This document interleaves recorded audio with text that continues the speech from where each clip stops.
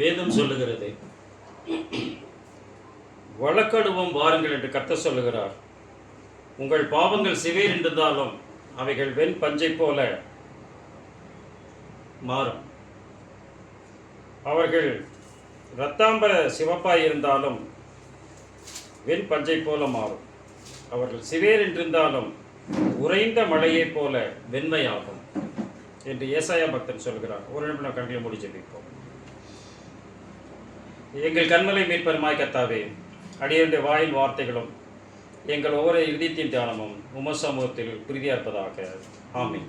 கிறிஸ்துக்குள் பிரியமாக அழைக்கப்பட்டிருக்கக்கூடிய சகோதர சகோதரிகள் யாவருக்கும் பிதாவாகிய யாவே கடவுளாலும் ஆண்டவராக இயேசு கிறிஸ்துவினாலும் கிருபையும் சமாதானமும் உண்டாவதா என்ற வாழ்த்துக்களை கூறிக்கொண்டு, நாம் பாவ ரத்தம், இந்த இரத்தம் அக்கினி புகைக்காடு என்று யோவேல் எழுதுகிறார்.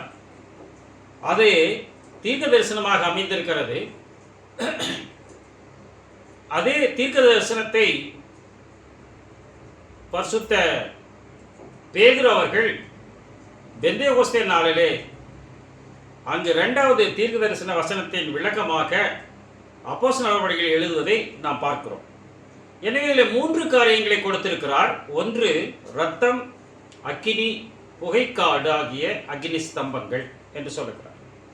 இதில் முதலாவது பகுதியாக இருக்கக்கூடிய இரத்தம் என்பதை நாம் எடுத்துக்கொண்டு, இரத்த பலி அல்லது இரத்த சாட்சி, கிறிஸ்து ரத்தம் சிந்தினார், கிறிஸ்தவர்களும் ரத்தம் சிந்தியிருக்கிறார்கள்.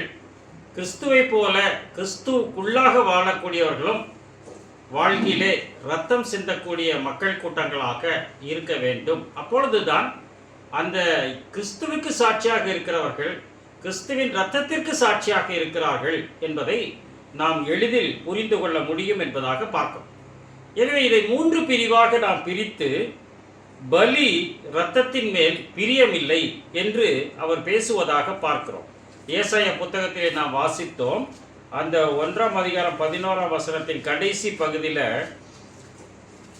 ஆட்டுக்குட்டிகள் கடாக்கள் உடைய இரத்தத்தின் மேல் எனக்கு பிரியமில்லை என்று சொல்லுவதாக பார்க்கும். அப்போ பாவ இரத்தத்தின் மீது அவர் பிரியப்படுவது இல்லை என்று அந்த இடத்துல நம்மோடு கூட பேசுகிறார். நீங்கள் அக்கிரமத்தோடு ஆசரிக்கிற மாத பிறப்பு, ஓய்வு நாள், சபை கூட்டம், இது எல்லாத்தையும் நான் சகிக்க மாட்டேன் என்று சொல்லுகிறார்.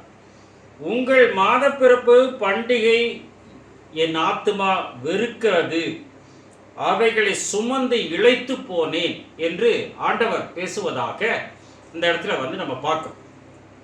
அப்போ நீங்க கைகளை விரித்தாலும் என் கண்களை உங்களை விட்டு மறைக்கிறேன், நீங்கள் மிகுதியாய் ஜெபம் பண்ணினாலும் கேளேன், உங்கள் கைகள் இரத்தத்தினால் நிறைந்திருக்கிறது என்று அந்த 15ஆம் வசனத்தில் சொல்லுவதை பார்க்கும். நீங்க நல்லா கை விரிச்சு ஜெபம் பண்ணாலும் நான் கேட்க மாட்டேன். ஏன்? உங்கள் கைகள், நீங்கள் மிகுதியாய் ஜெபம் பண்ணினாலும், நிறைய ஜெபம் பண்ணும் பிரதர், ஜெபிச்சுட்டே இருக்கணும் பிரதர் அப்படின்னு சொன்னாங்கன்னா, நீங்கள் மிகுதியாய் ஜெபம் பண்ணினால் நான் அதை கேட்க மாட்டேன் என்று அந்த இடத்துல. ஏன்? அவைகள் உங்கள் கைகள் இரத்தத்தினால் நிறைந்திருக்கிறது. இரத்தத்தில் நிறைந்த கைகளை தூக்கி நாம் எப்படி ஜெபிக்க முடியும் என்பதாக பார்க்க. தேவன் வானத்தில் இருக்கிறார், நீ பூமியில் இருக்கிறார், வார்த்தைகள் சுருக்கமாக இருப்பதாக சொல்லியிருக்கிற. எஸ்ஏ சீக்கிரம் ரீச் பண்ணுமா அல்லது எஸ்எம்எஸ் சீக்கிரம் ரீச் பண்ணுமா? எஸ்ஏ சீக்கிரம் ரீச் ஆக, எஸ்எம்எஸ் சீக்கிரம் ரீச் ஆகும் இல்லையா? அப்போ உங்கள் வார்த்தைகள் சுருக்கமாக இருப்பதாக என்பது, உனக்கு என்ன வேண்டும்னு எல்லாம் எனக்கு தெரியும். அதனால நீங்க நிறைய பிரமாதமா வேண்டுதல் பண்ணிட்டே இருக்கணும்னு அவசியம் இல்லை. அது தேவையில்லை. ஒரு தகப்பனுக்கு தன் பிள்ளைகளுக்கு என்ன தேவை, எப்பொழுது தேவை, எப்படி தேவை என்பதெல்லாம் அவருக்கு தெரியும். எனவே அதன்படி, அந்த நியமனத்தின்படி அவர் செய்வார் என்பதை நாம் புரிந்து கொள்கிறவர்களாக இருக்கிறோம் பிரியமானவர்களே. அதனாலதான் நம்ம கையை விரிச்சாலும் அவர் கேட்க மாட்டாருங்கிற. அவர் என்ன பண்ற, நம்மை நோக்கி கை விரித்து கூப்பிடுகிறார். ஆண்டவராக இயேசு கிறிஸ்து கையை விரித்தார் இல்லையா? நீங்கள் எவ்வளவாக என்னை நேசிக்கிறீர்கள் அப்படின்னு சொல்லும்போது அவர் கைகளை விரித்து திஸ் மேட்ச் அப்படின்னு சொல்லி செத்து போயிட்டார். இவ்வளவுதான் நான் உன்னை நேசிச்சேன்.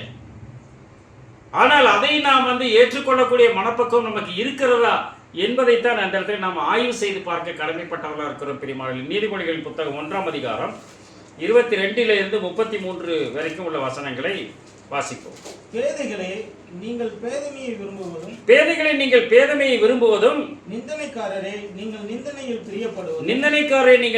பிரியப்படுவதும் மதியினரே நீங்கள் ஞானத்தை வெறுப்பதும் இதுவரைக்கும் இருக்கும்.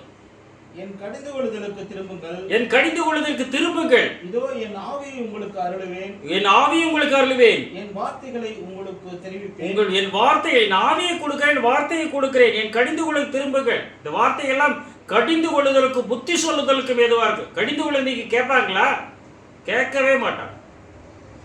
ரோட்ல போற ஒரு பையன்கிட்ட சொல்ற, சைக்கிள்ல போற பையன்கிட்ட எங்க அப்பா சொன்னார் அந்த காலத்துல, டே ஓரமா போடான், ₹1 கொடுன்னு கேட்கிறான்.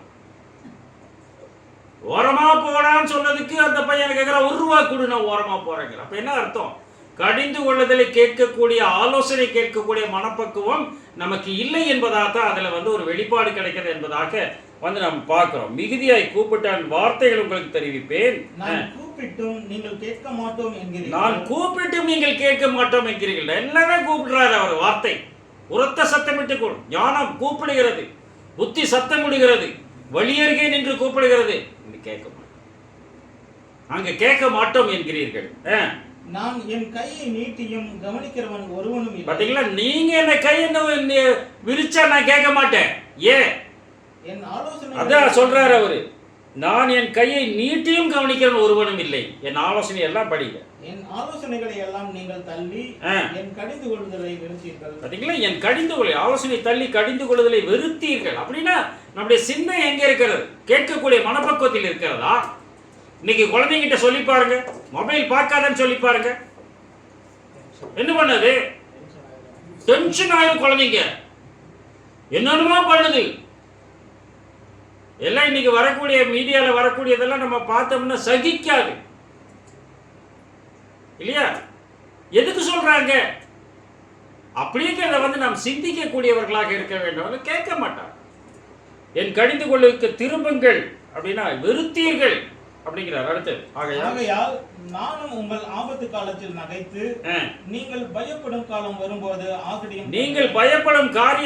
நான் ஆகடியப்படுவேன். நான் கேட்க மாட்டேன். நீங்கள் பயப்படும் காரியம் புசல் போல் வரும்போது, ஆபத்து சூறாவளி போல் உங்களுக்கு நேரிடும் போதும், நெருக்கமும் இடுக்கணும் உங்கள் மேல் வரும்போது ஆகடியம் பண்ணுவேன். நான் என்ன பண்ணுவேன்?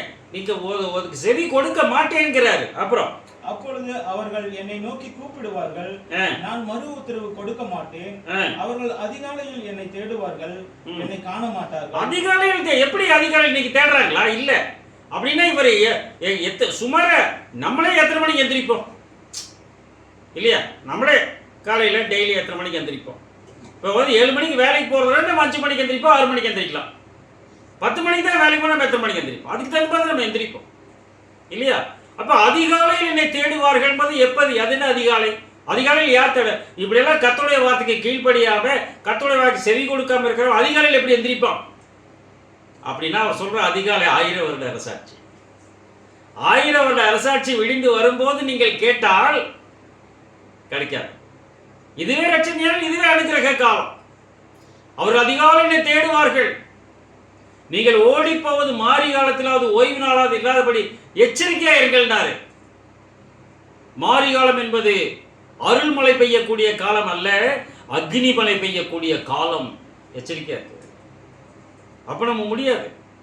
கண்மலை இடத்திலே ஓடி வாருங்கள். எந்த கண்மலை? ஞான கண்மலை, நித்திய கண்மலையத்திலே ஓடி வாருங்கள். ஓய்வு நாள் 1000 வருட அரசாட்சி. அதிகாலையில் விடிந்து வரும்போது என்னை தேடுவார்கள், என்னை கண்டுபிடிக்க முடியாது என்பதாக பார்க்கிறார்.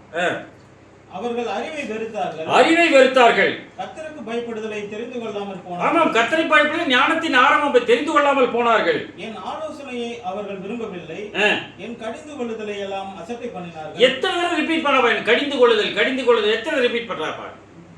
எல்லாம் அசட்டை பண்ணினார்கள். ஆகையால் அவர்கள் தங்கள் வழியின் பலனை புசிப்பார்கள், தங்கள் யோசனையினால் திருப்தி அடைவார்கள். பேதைகளின் மாறுபாடு அவர்களை கொல்லும், மூடரின் நிர்விசாரம் அவர்களை அழிக்கும். ஆமா, தங்கள் ஆலோசனையை திருப்பி அப்படியே அதுல சந்தோஷமா இருக்குவாங்க. ஆனா என்ன ஆயிரும், அவர்களை அது கொன்று போட்டு விடும், அவர்களை அழித்து விடும் என்று சொல்லுகிறார் பார்க்கிறோம். 33 எனக்கு செவி கொடுக்கிறவன் எவனோ, ஆனால் ஆண்டவருடைய வார்த்தைக்கு செவி கொடுக்கிறவன் எவனோ அவன் விக்கினமின்றி வாசம் பண்ணி, அவன் விக்கினமின்றி வாசனம் பண்ணி ஆபத்திற்கு பயப்படாமல் அமைதியாயிருப்பார். எந்த ஆபத்துக்கும் பயப்படாமல் அமைதியா இருப்பார். 10-11 அதுலயே 10ஆம் வசனம் 11ஆம் வசனம் அதுலயே இருக்கு. என் மகனே, பாவிகள் உனக்கு நயம் காட்டினாலும் நீ சம்மதியாதே. அதே சொல்ல பாரு, என் மகனேங்கிறார். யாருக்கும் சொல்லுவா? இறைவன் நம்மை மகன் சொன்னா எந்த அளவுக்கு நம்ம ரிலேஷன்ஷிப் இருக்கு பாருங்க.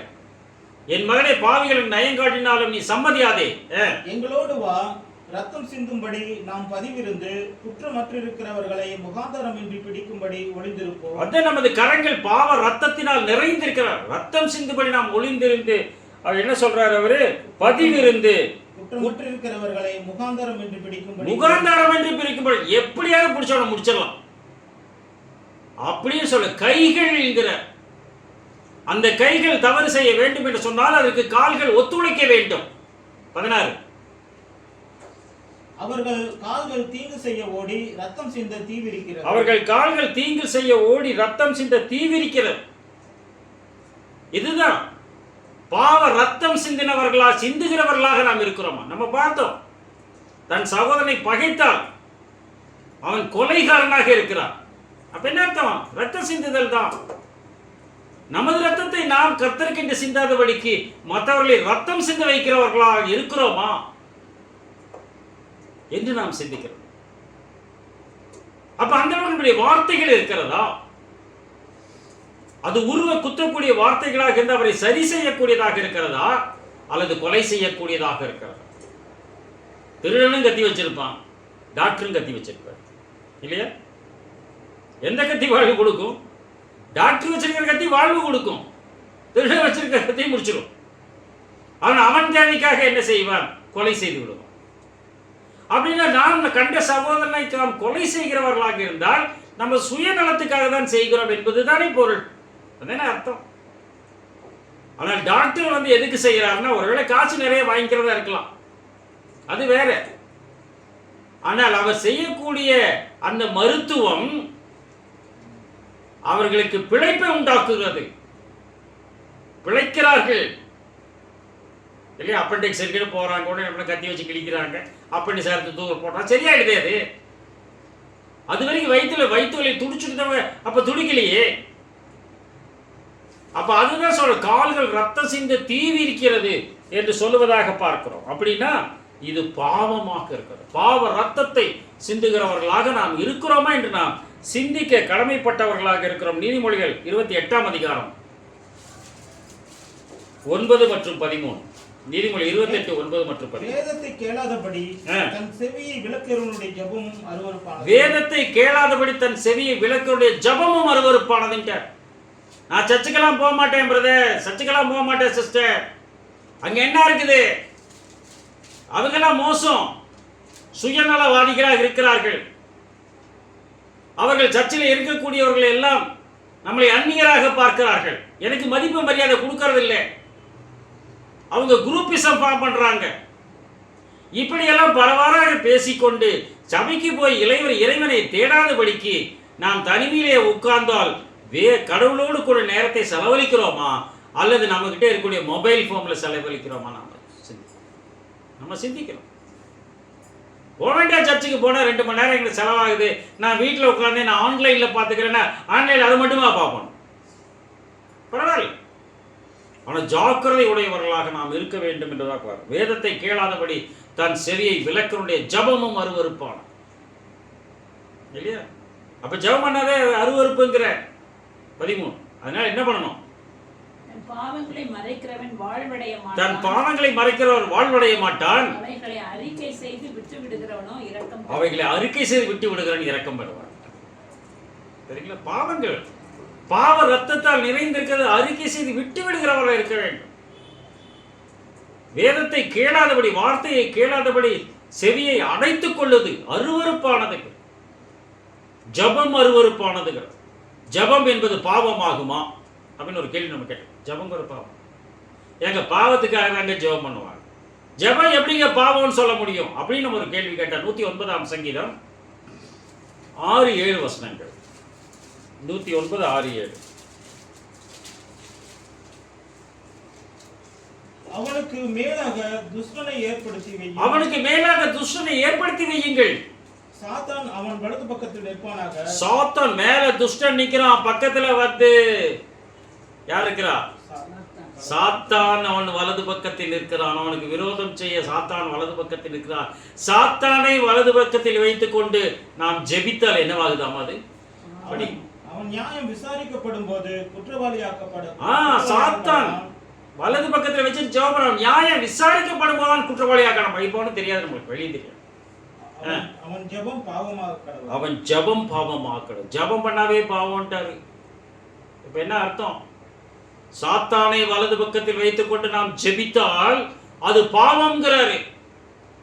அப்ப நம்ம என்ன பண்ணணும்? நம்ம சுத்தம் பண்ணிட்டு தான் நம்ம செய்ய முடியும். சுத்திகரிப்பு செய்துதான் நாம் வந்து அவரிடத்திலே சேர முடியும் என்பதாக அந்த இடத்துல வந்து நம்ம பார்க்கிறோம். அது மாத்திரமல்ல, 66 சங்கீதம் 18. நம்ம சொன்ன கேட்க மாட்டாரா? ஏன்?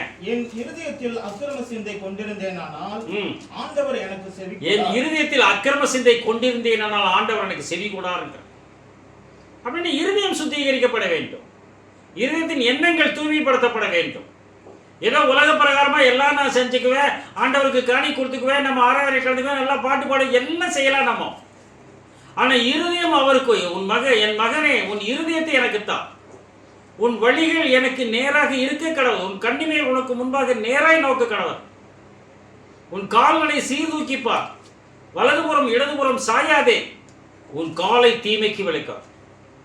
கால்கள் தீங்கு செய்ய ஓடுகிற விரை ரத்தம் சிந்த தீவிரிக்கிறது என்று சொல்லுவதாகப்பா. அப்படின்னா என்ன செய்யணும்னு பார்த்தோம்னா, முதல்ல சுத்தம் பண்ணாம. பண்டிகை வருது, பண்டிகையில் வந்து குழந்தைங்க கிட்ட பட்சணம் கொடுத்து விடுவாங்க பக்கத்து வீட்டுக்கு. குழந்தைங்க தூங்கி எந்திரிச்ச உடனே தலையை விரிச்சு போட்டு அப்படியே வந்து என்ன பண்ணும், கொண்டு போய் பக்கத்து வீட்டில் ஸ்வீட்டை கொடுத்தா வாங்குவாங்களா? அவங்க வாங்குவாங்களா? என்ன சொல்லுவாங்க? குளிச்சு புது ட்ரெஸ்ஸை போட்டு வாப்பாங்க, அப்பதானே வாங்குவாங்க. ஞானசானம் பெற்று நீதியின் வஸ்திரத்தை தெரித்து கொண்டு இந்த நற்செய்தி நாம் எடுத்து சென்றால் அது வாங்குவார்கள். சும்மா போற போக்கில் எப்படி அவங்க வாங்குவாங்கப்பானா அதை யாரும் வாங்க மாட்டாங்க. அப்படின்னு என்ன பண்ணணும்னு கேட்டாங்கன்னா, நம்ம சுத்தம் செய்கிறவங்கள. சங்கீதம் 51, 6, 7 மற்றும் 2. சங்கீதம் 51, 7 மற்றும் 2. நீர் என்னை ஈசோப்பினால் சுத்திகரியும். நான் சுத்தமாவேன். ஆமா, சுத்தமாவேன். ஈசோப்பினால் சுத்திகரியும். அது ஒரு இலை, ஒரு கொழுந்து இல்லையா?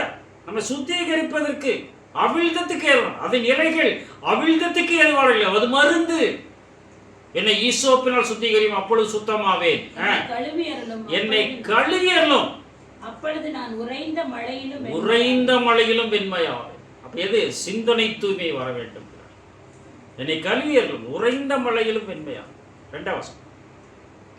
என் அக்கிரமம் நீங்க என்னை முற்றிலும் கழுவி. என் அக்கிரமம் நீங்க என்னை முற்றிலும் கழுவி. முற்றிலும் கழுவினார். என் பாவமறை என்னை சுத்திகரியும். என் பாவமறை என்னை சுத்திகரியும் அப்படிங்கிறார். அப்ப அவர் தான் செய்யணுங்க. அவர் எப்படி செய்வார்? சுத்திகரி பண்ணுவாரு.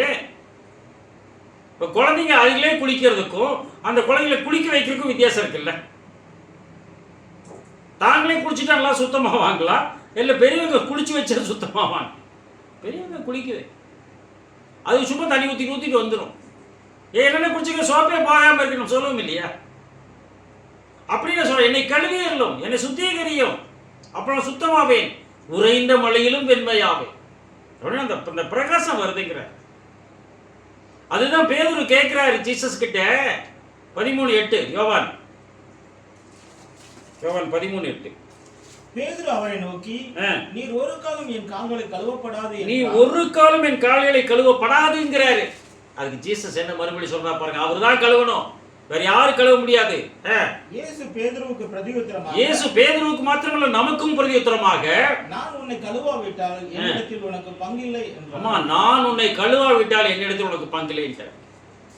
இயேசு கிறிஸ்து வார்த்தைகள் நம்மை கழுவுகிறதாக, நம்மை அழிவுக்கு தப்புவிக்கிறவைகளாக இருக்க வேண்டும்ங்கிறார். அதனாலதான் ஏசாயா 1:18 சொல்லும்போது என்ன சொன்னாரு? வழக்காடுவோம் வாருங்கள் என்று கர்த்தர் சொல்லுகிறார். உங்கள் பாவங்கள் சிவேர் என்றிருந்தாலும் உறைந்த மழையைப் போல வெண்மையாகும், அது ரத்தாம்பர சிவப்பாய் இருந்தாலும் பஞ்சை போல் ஆகும். பஞ்சை போல் ஆகும். ரத்தாம்பர சிவப்பு. பாவங்கள் சிவேர் என்றிருந்தாலும் ரத்தாம்பர சிவப்பாய் இருந்தாலும் அது வெண்மையாகும், உறைந்த மழையைப் போல வெண்மையாகும். அது குளிர்ச்சி அப்படிங்கிறார். அது ரத்தம் மாதிரி சிவப்பா இருந்தாலும் அது பஞ்சு மாதிரி ஆகும். டென்ஷனா இருப்பது எப்படி இருக்கும் நமக்கு? அப்படியே ஒரு டென்ஷன். அப்ப ரத்தம் சிந்ததை போல இருக்கிறது. அப்ப இதெல்லாம் எங்க வருதுன்னு பாத்தீங்கன்னா தலையில தான் அந்த தூய்மை வர வேண்டும். வெளிப்படுத்தின விசேஷம் 1:14 ஆண்டவராகிய இயேசு கிறிஸ்துவின் தலை எப்படி இருந்தது என்று வர்ணிக்கிறதை பார்க்கிறோம். 1:14 அவருடைய சிரசும் மயிரும் வெண்பஞ்சை போலவும், அவருடைய சிரசும் மயிரும் வெண் பஞ்சை போலவும் உறைந்த மலையை போலவும் வெண்மையாக இருந்தது. உறைந்த மலையை போல வெண்மையா இருந்ததுங்கிற. வெண் பஞ்சை போல இருந்தது. முதல்ல பஞ்சுங்கிற லேசாயிடுச்சு. ரொம்ப பாரமா இருந்துச்சுங்க, ரொம்ப டென்ஷனா இருந்தாங்க. உங்ககிட்ட என்னோட நீங்க வந்தீங்க என்ன பாக்குறக்கு, உங்ககிட்ட எல்லாத்தையும் சொன்னோன்னா என்ன ஆயிடுச்சு? அப்படியே பஞ்சு மாதிரி இல்லையா? அப்படியே குளிர்ச்சி ஆயிடுச்சு. அப்படியே ஐஸ் மலை நனைஞ்ச மாதிரி இருக்குதுங்க. நல்ல ஐஸ்கிரீம் சாப்பிட்ட மாதிரி இருக்குதுங்க சொல்றாங்க இல்லையா? அப்போ என்ன பண்றாரு? அந்த சிந்தனை குளிர்ச்சி, சிந்தனை லேசாகிறது. லேசான காரியம் பாடம். அப்படியே வெயிட்லெஸ்ஸா இருக்குது, பறக்கிற மாதிரி உணர்வாக இருக்கிறது. அப்படின்னா எல்லாம் எங்க போட்டு அமுக்குதுன்னு கேட்டீங்கன்னா தலையில தான் அமுக்குது. அப்ப அந்த தலையை தான் முதல்ல நாம் சரி செய்கிறவர்களாக இருக்க வேண்டும். அது கழுவி சுத்திகரிக்கிறதாக காணப்பட வேண்டும் என்பதாக பார்க்கணும். அப்படின்னா இந்த வார்த்தைக்கு செவி கொடுத்தால்தான் நான் கழுவ எப்படி கழுவுற அவரு? அப்படி வார்த்தைகளை வாங்க உள்ள வாங்க என்ன சுத்தமாகி விடுகிறார். உள்வாங்கி கொண்டே. அதான் ஒருத்தர் சொன்னார், ஒரு தாத்தாக்கு என்ன சொன்னாரா, நீங்க பைபிள் படிச்சுட்டே இருக்கீங்களே, கிட்டத்தட்ட இத்தனை வருஷமா படிச்சுட்டே இருக்கீங்களா, 50-60 வருஷமா படிச்சுட்டே இருக்கீங்களே, அதெல்லாம் உங்களுக்கு ஞாபகத்தில் இருக்கணும். ஞாபகத்தில் இல்லை அப்புறம் எதுக்கு படிச்சுட்டே இருக்கீங்கன்னு கேட்குறாங்க. ஒரு குழந்தை கேட்குது. உடனே அவர் என்ன சொல்றாரு, ஒரு கறி கூட எடுத்து கொடுத்து, கறி பிடிச்ச கூடை, கறி என்ன இந்த இது அடுப்பு கறி போட்டு வச்சுட்ட கூடை எடுத்து பார்த்தா எப்படி இருக்கும்? பார்த்தா கூட கருன்னு இருக்கும். இதுவே தண்ணி குடிச்சிட்டு வராரு. தண்ணி பிடிச்சிட்டு வர என்னாச்சுன்னு கேட்டால் தண்ணியெல்லாம் வெளியே போயிடும். என்ன தாத்தா நீங்க இதில் போய் தண்ணி குடிச்சுட சொன்னீங்க, தண்ணியெல்லாம் வெளியே போயிடுதே, எதுக்கு தண்ணி குடிக்கணும்? கூட நீ தண்ணி குடிக்க முடியாது எப்படி இருந்துச்சு? கருப்பா அழுக்காது. இப்போ எப்படி இருக்குது? சுத்தமாயிடுச்சு. உங்களுக்கு வசதி உள்ளத்தில் நிற்கிதோ இல்லையோ, நீங்க வேதத்தை படித்துக் கொண்டே இருந்தால் என்ன ஆகிவிடும்? உள்ளம் சுத்தமாகிவிடும் இல்லையா?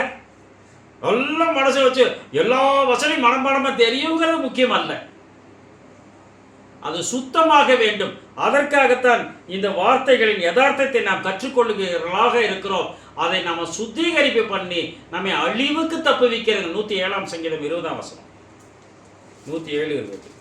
அதனால தான் சொல்றாரு இதுல ஏசாயில சொல்றாரு 19:19 நீங்கள் மனம் பொருந்தி செவி கொடுத்தால் தேசத்தின் நன்மையை புசிப்பீர்கள். நீங்கள் மனம் பொருந்தி செவி கொடுத்தால், காது கொடுத்து கேட்கணும். காதுள்ளவன் கேட்க சொல்றதுக்கு காரணம் அதுதான் இல்லையா? ஆவியானவர் சபைக்கு சொல்றது காதுள்ளவன் கேட்க கடவுள் 7 சபைக்கும் தான் அவர் சொல்ற. அப்படின்னா நாம் செவி கொடுக்க வேண்டும். இந்த வார்த்தைகளுக்கு செவி கொடுக்க வேண்டும். வார்த்தைகள் நம்மை சுத்திகரிப்பு பண்ணி நம்மை அழிவுக்கு தப்பு வைக்கிறது, நம்மை குணமாக்குகிறது. 107. அவர் தமது வசனத்தை அனுப்பி அவர்களை குணமாக்கி அழிவுக்கு தப்பு வைக்கிறார். வசனம் குணமாக்குது. அப்புறம் நம்ம திருப்பி உடம்பு சரியில்லாமல் போகுதா? உடம்பு சரியில்லாமல் போகுது இல்லை அப்படின்னு நம்ம கேட்கலாம், சொல்லலாம். எனக்கு தலைவலியா இருந்துச்சு, நான் ஜெபிச்சேன், நல்லாயிடுச்சு, திருப்பி தலைவலி வராதா? தலைவலி வரும். ஆனா என்ன சொல்றாரு? அழிவுக்கு தப்புவிக்கிறேன்கிறார். என்ன அர்த்தம்? சாவே மாட்டிக்கிறாரு. ஒருவன் வசனத்தை கை கொண்டால் என்ன பண்ணுவாரு? அவர் நித்திய காலமாக இருக்க உயிரோடு இருக்கிறார். 1000 ஆண்டு ஆட்சியில் 2ஆம் மரணத்துக்கு போக மாட்டாங்கன்னு சொல்றேன். அதான் சொல்றேன். ஓசியாவின் புத்தகம் 14ஆம் அதிகாரம் 2ஆம் வசனம். ஓசியாவின் புத்தகம் 14ஆம் அதிகாரம் 2ஆம் வசனம். வார்த்தையை கொண்டு அவரிடத்தில் நாம் திரும்புகிறவர்களா இருக்க வேண்டும்ங்கிறார். வார்த்தைகளை கொண்டு கர்த்தரிடத்தில் திரும்புங்கள். வார்த்தையை கொண்டு கர்த்தர். இந்த வசனம் தாங்க முக்கியம். வார்த்தை, அவருடைய நாமம். அவருக்கு அந்த வெளி 19:13 சொல்றாரு, ரத்தத்தில் துவைக்கப்பட்ட வஸ்திரத்தை தரித்திருந்தால் அவருடைய நாமம் தேவனுடைய வார்த்தை என்பதுங்கிறார். அப்படித்தானே? கடவுளுடைய வார்த்தை அவர்தான். அப்போ வார்த்தையை கொண்டு கர்த்தரிடத்தில் திரும்புங்கள் என்ன அர்த்தம்? இயேசு கிறிஸ்துவை கொண்டு பிதாவாகிய கடவுளிடத்தில் நாம் திரும்புகிறவர்களாக இருக்க வேண்டும்ங்கிறார். திரும்புங்கள். அவரை நோக்கி தேவரீர் எல்லா அக்கிரமத்தையும் நீக்கி, தேவரீர் எல்லா அக்கிரமத்தையும் நீக்கி எங்களை தயவாய் அங்கீகரித்தருளும். எங்களை தயவாய் அங்கீகரித்தருளும். எங்களை அழிவுக்கு தப்புவிக்கும். ஏமாந்து விடக்கூடாது. நம்ம சுயநலத்துக்காக நாம் ஏமாந்து போய்விடக் கூடாது என்பதைத்தான் அந்த இடத்தில் நமக்கு மையப்படுத்தி காட்டுகிறார் என்பதாக. எவ்வளவு கஷ்டங்கள் வரலாம், துன்பங்கள் வரலாம், பலவீனங்கள் ஏற்படலாம். என்ன இப்படியாகி போச்சே நீங்க நினைக்கலாம். அவை எல்லாவற்றிலும் கர்த்தர் நம்மை சோதிக்கிறார் என்பதைத்தான் நம்ம புரிஞ்சுக்கணும். தகப்பன் தான் நேசிக்கிற புத்திரனை சிட்சியாது இருப்பாரோங்கிறார். ஒருத்தர் கஷ்டமே வரலன்னா அவன் கடவுளால் நேசிக்கப்பட்டவன் அல்ல என்பது தான் போறோம். ஒருத்தர் ஆலயத்துக்கு வேதநாயக சாஸ்திரியார் ஒரு ஆலயத்தில் பிரசங்கம் பண்ண போகும்போது சொன்னாரோ, அவர் ரொம்ப ஆளுங்க, நல்ல ஆளுங்க, 15 வருஷமா இந்த ஆலயத்தில் ரொம்ப தீவிரமா இருக்கிறாருங்க, இவர் மேல யாருமே எல்லாரும் இவரை நேசிப்பாங்க, எந்த விதமான அப்பழுக்கும் கிடையாது அப்படின்னு சொல்லும்போது சொன்னாராமா, இவர் செய்யற ஊழியம் சரியில்லை. என்ன இப்படி சொல்றீங்க? ஆமா, ஒருவன் சரியாக ஊழியம் செய்தால் அவன் பகைக்கப்படுவான் என்பதுதானே பொருள் இல்லையா? அவன் யாரையுமே கொடிந்து கொள்ளாம எல்லாத்தையும் நேசிச்சுட்டு எல்லாம் தட்டி கொடுத்துட்டே இருந்தான்னா அவனுடைய ஊழியம் சரியில்லை. அதான அர்த்தம். குழந்தைங்க இருக்கிறாங்க, அந்த குழந்தைங்களை நல்லா படிக்க வைக்கணும். இப்ப இந்த குழந்தைகிட்ட கேட்பாங்க, இந்த குழந்தை நீ யார் மேல ரொம்ப அன்பா இருக்கேன்னு கேட்டா யார் மேல சொல்லும்? அடிச்சு உதைக்கிற தாயார் மீதா, தகப்பன் மீதா, அல்லது அன்பும் பாசத்தையும் பொழியக்கூடிய தாத்தா பாட்டி மீதா? அது தாத்தா பாட்டி மேலதான் அந்த குழந்தை அன்பா இருக்கும். ஏன்? தாத்தா பாட்டி அடிக்க மாட்டாங்க, திட்ட மாட்டாங்க. அம்மா அப்பா என்ன பண்ணுவாங்க? அவங்க திட்டிகிட்டே இருப்பாங்க, அவங்க அடிப்பாங்க, படிக்கணும் இப்படி சொல்லுவாங்க இல்லையா? அப்ப இந்த கடிந்து கொள்ளுதல்ங்கிற, அப்ப அது பாவ நிவர்த்திங்கிற. பாவம் ரத்தத்தால் நிறைந்திருக்கிறது. அந்த பாவ நிவர்த்தி செய்ய வேண்டும் என்று சொன்னால் நாம் செவி கொடுக்கிறவர்களாக இருக்க வேண்டும்ங்கிறத அந்த இடத்துல சொல்றார். யோவேல் 2ஆம் அதிகாரம் 13ஆம் வசனம். யோவேல் 2ஆம் அதிகாரம் 13ஆம் வசனம். நீங்கள் உங்கள் வஸ்திரங்களை அல்ல, ஆம் பிரியமான சகோதர சகோதரி, நீங்கள் உங்கள் வஸ்திரங்களை அல்ல, உங்கள் இருதயங்களை கிழித்து உங்கள் தேவனாகிய கர்த்தரிடத்தில் திரும்புங்கள். உங்கள் வஸ்திரங்களை அல்ல, உங்கள் இருதயங்களை கிழித்து உங்கள் தேவனாகிய கர்த்தரிடத்தில் திரும்புங்கள். போது. அந்த காலத்துல என்ன பண்ணுவாங்கன்னா, ஏதோ கஷ்டம் வந்துச்சு, உடனே ராஜான் வஸ்திரத்தை கிழிச்சுக்குவாரு, சாம்பல்ல உட்காருவார், பிச்சிருவாங்க. இன்னைக்கும் டென்ஷன் ஆச்சு என்ன பண்ணுவாங்க? பல்ல கடிப்பாங்க, பேப்பர் எடுத்து கிழிப்பாங்க இல்லையா? கிச்சன்ல வேலை செய்ய என்ன பண்ணுவாங்க? டமா டிமின் போடுவாங்க, கார்ல ஏறின கதவு டமான்னு சாத்துவாங்க. இப்ப இது எல்லாமே பார்த்தோம்னா அவங்க டென்ஷனா இருக்காங்கன்னு தெரிஞ்சுக்கலாம். புரியுங்களா? அதான் அந்த இடத்துல அவர் சொல்றாரு, நீங்கள் உங்கள் வஸ்திரங்களை அல்ல, உங்கள் இருதயத்தை கிழித்துக் கொண்டு உங்கள் தேவனாய் கர்த்தரிடத்தில் திரும்புங்கள்.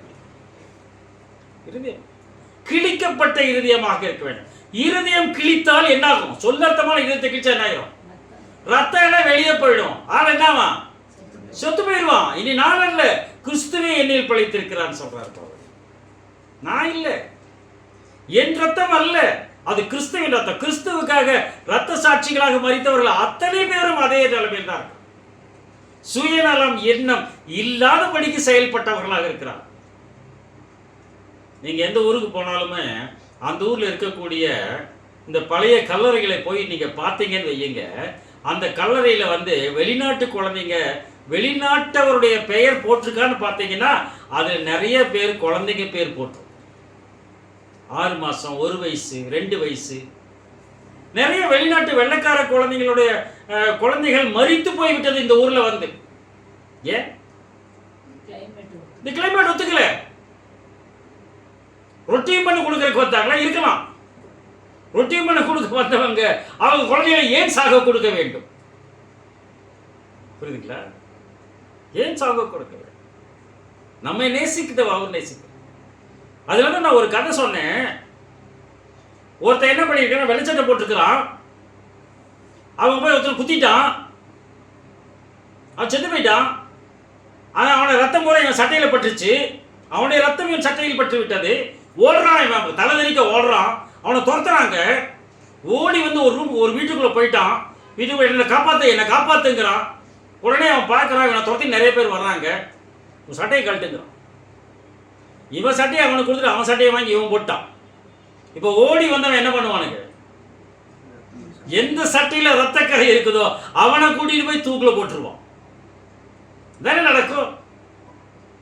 அன்னுக்குள் பாவங்கள் சிவேர் என்று இருந்தாலும் அதை அவர் வாங்கிட்டாருங்க. அவரு நம்ம சட்டையை அவர் வாங்கிட்டாரு.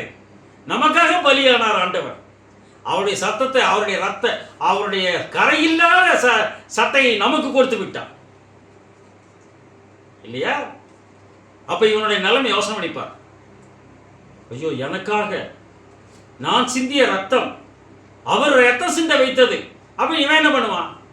ஜாலியை திருப்பி கொலை பண்ணுவானா? திருப்பி சந்தோஷமா இருப்பானா? உலக வாழ்க்கைக்குள்ள போயிடுவானா? போவே மாட்டான்.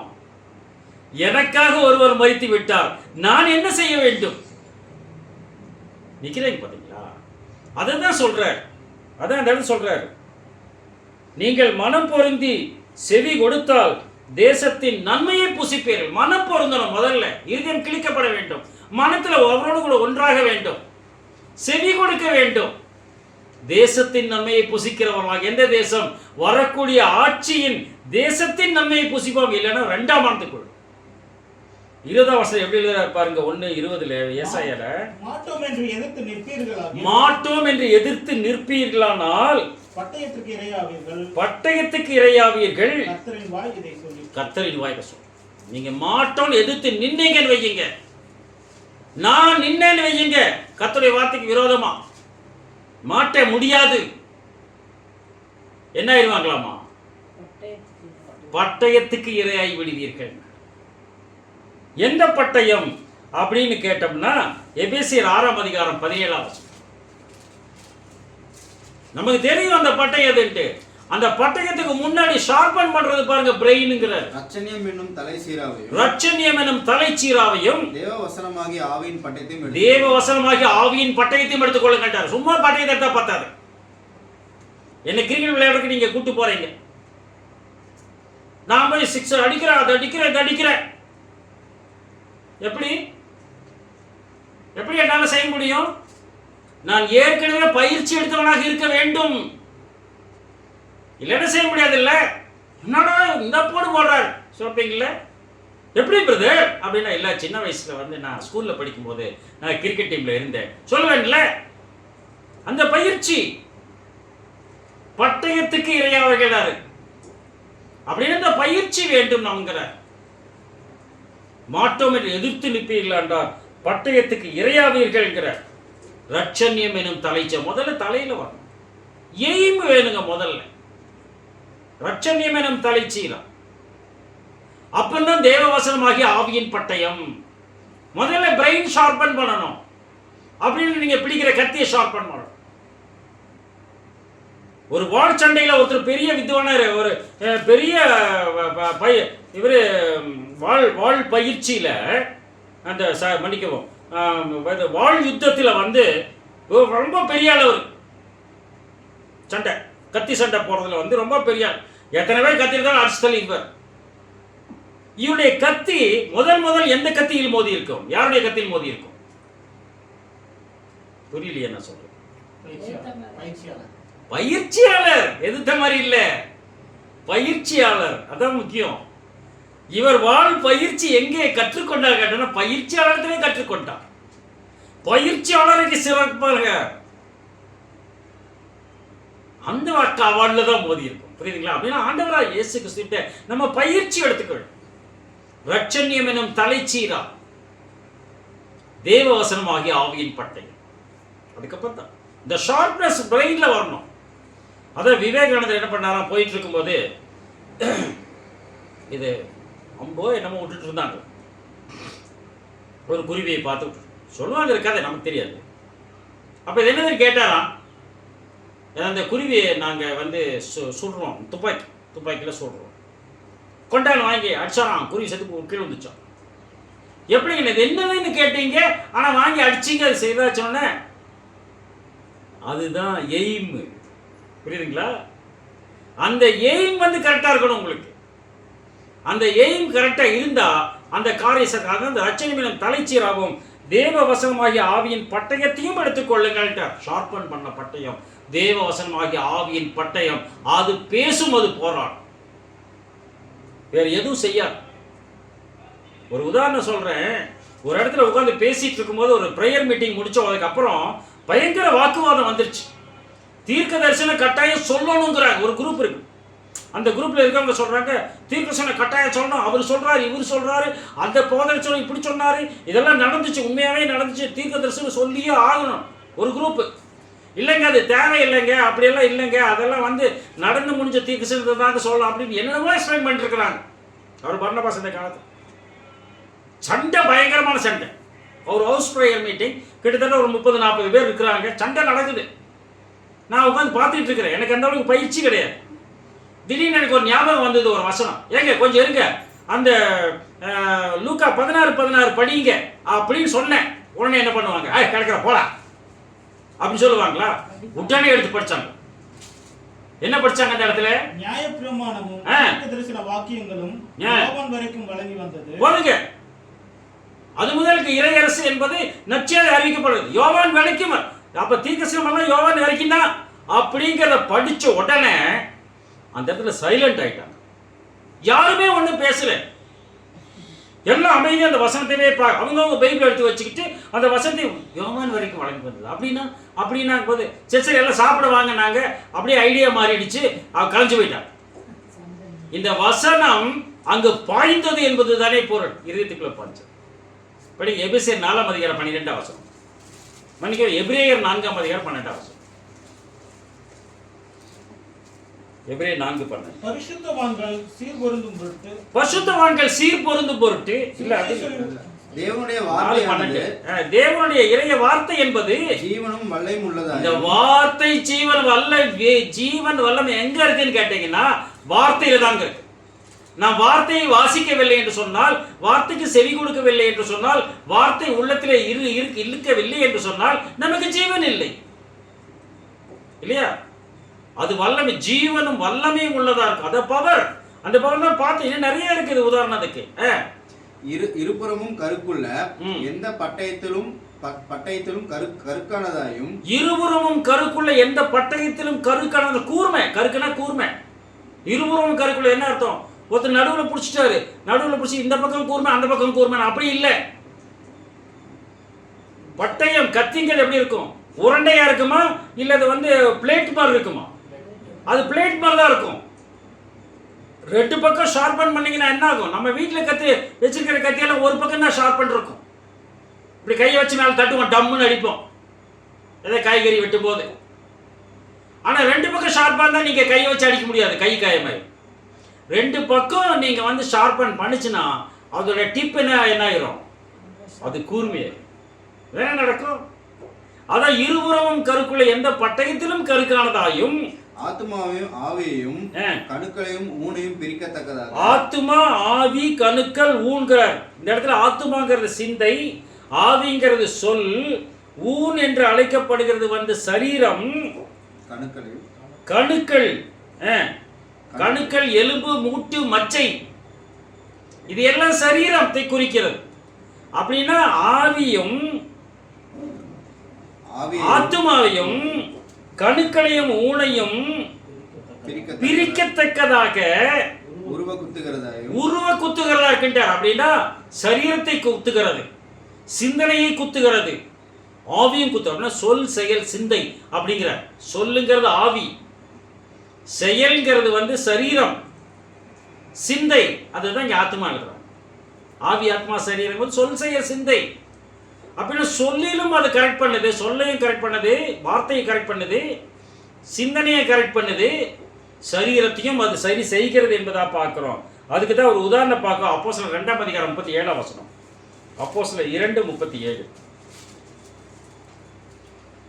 இதை அவர்கள் கேட்ட பொழுது இருதயத்திலே குத்தப்பட்டவர்கள். பேதுரு பேசுறாரு. பேதுரு பேசுறதை அவங்க கேட்ட பொழுது இருதயத்தில் குத்தப்பட்டவர்களாக அப்படின்னு அது ஷார்ப்பாக என்னன்னு அர்த்தம், பிளண்டா இல்ல, ஒரு பக்கம் மட்டும் ஷார்ப்பா இல்ல, இருதயத்தில் குத்தப்பட்டவர்களாக.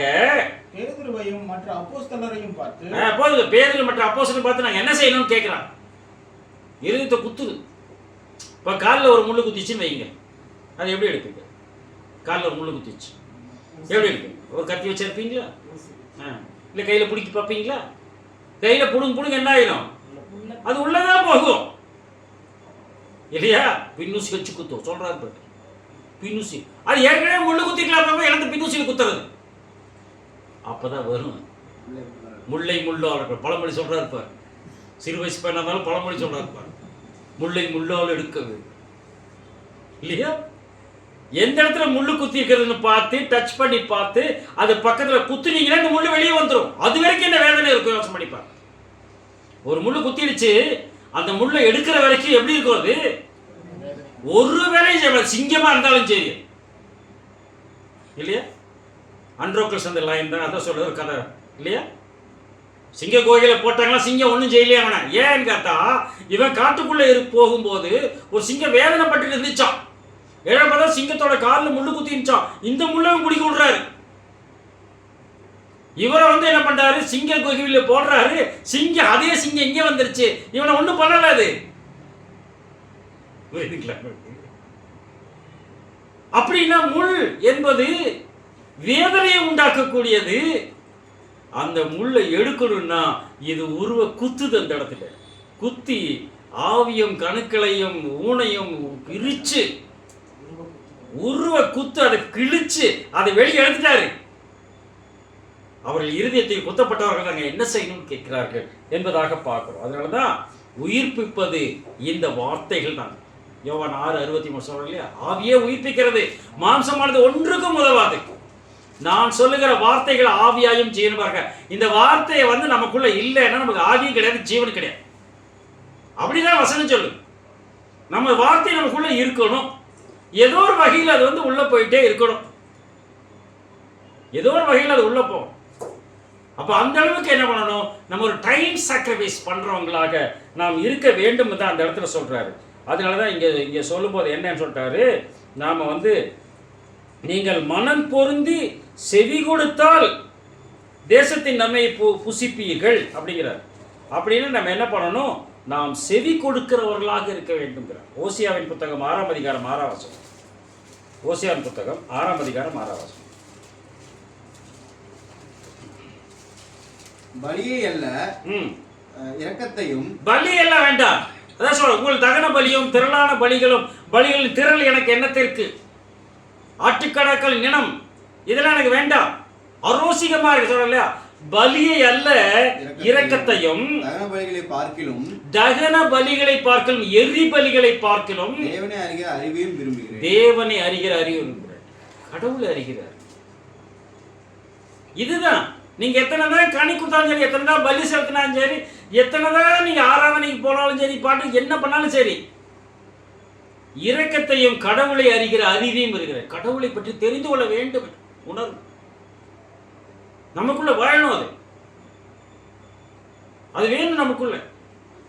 அதை பிரிச்சு அது என்ன ஏதுன்னு பார்த்து அதுல ஆவலாக இருக்கு.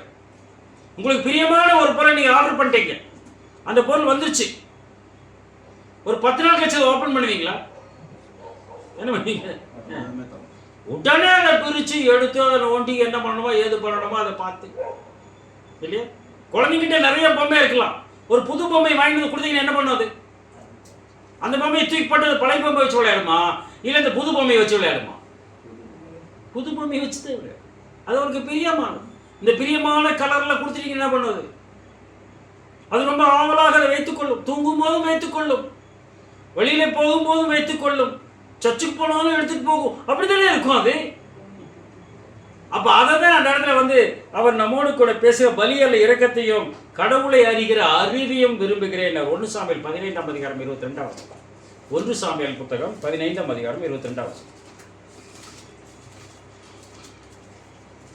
அதற்கு சாமுவேல் கர்த்தருடைய சத்தத்திற்கு கீழ்ப்படிகிறது. அதே அவரு சொல்லிட்டாரு. அவரு நான் போனேன், அமலேக்கியரும் அவருக்கு உண்டான எல்லாத்தையும் மடங்கடித்து ராஜா புடிச்சு கொழுமையானதெல்லாம் கொண்டு வந்துட்டேன். கர்த்தர் சொன்ன மாதிரி செஞ்சேன், எல்லாத்தையும் சர்வசங்காரம் பண்ணியா பண்ணிட்டேன்.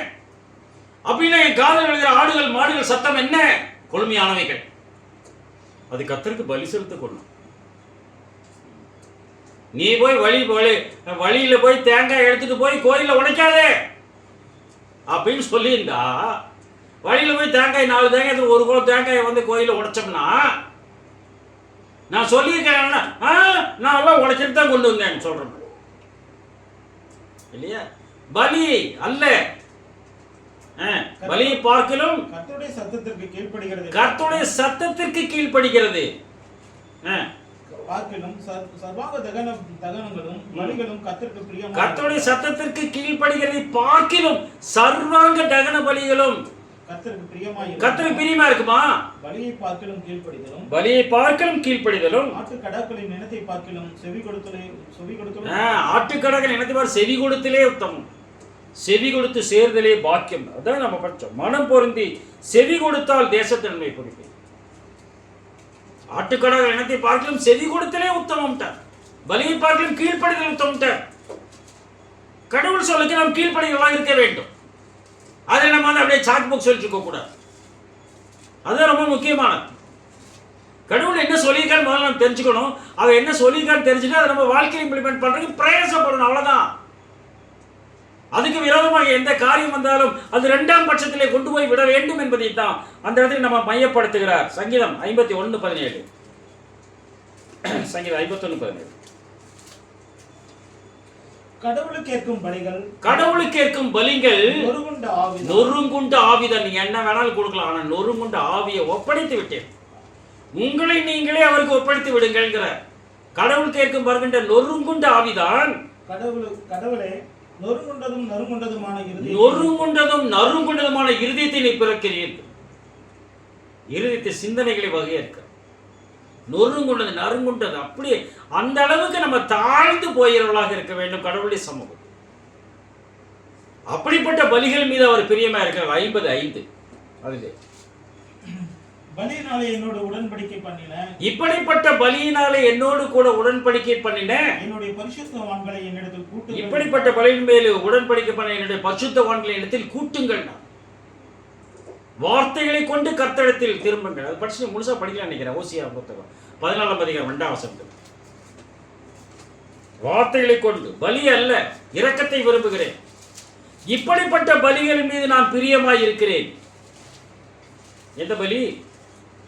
வார்த்தைகளை கொண்டு கர்த்தரிடத்தில் திரும்புங்கள்.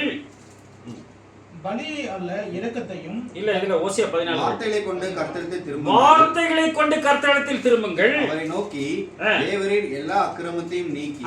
அவரை நோக்கி தேவரீர் எல்லா அக்கிரமத்தையும் நீக்கி. அவர்தான் நீக்கிறாருங்க. எல்லா அக்கிரமத்தையும் நீக்கி எங்களை தயவாய் அங்கீகரித்தருளும். எங்களை தயவாய் அங்கீகரித்தருளும். அப்பொழுது நாங்கள் எங்கள் உதடுகளின் காளைகளை செலுத்துவோம். அப்பொழுது நாங்கள் எங்கள் உதடுகளின் காளைகளை செலுத்துவோம். நம்ம உதடுல வந்து அந்த நன்றி அறிதல் வரணும். உதடுகளின் காளை, உதடுகளின் காளைங்கிற. அப்ப காளை எங்க இருக்குது? பலி எங்க இருக்கிறது? உதடுகளில் இருக்கிறது. புரியுதுங்களா? அப்படிப்பட்ட பலியினால் உடன்படிக்கை பண்ணின என்னுடைய பரிசுத்தவான்களிடத்தில் கூட்டுங்கள் என்று சொல்லுகிறார். அவர்கள் நொறுக்கப்பட்டவர்களாக நறுங்குண்டவர்களாக இருக்கிறார் என்று சொல்லுகிறார். அதுல 3 விதமான கூட்டத்தார் இருப்பதாக பேசுகிறார். ஏசாயா புத்தகம் 57:15. ஏசாயா 57:15.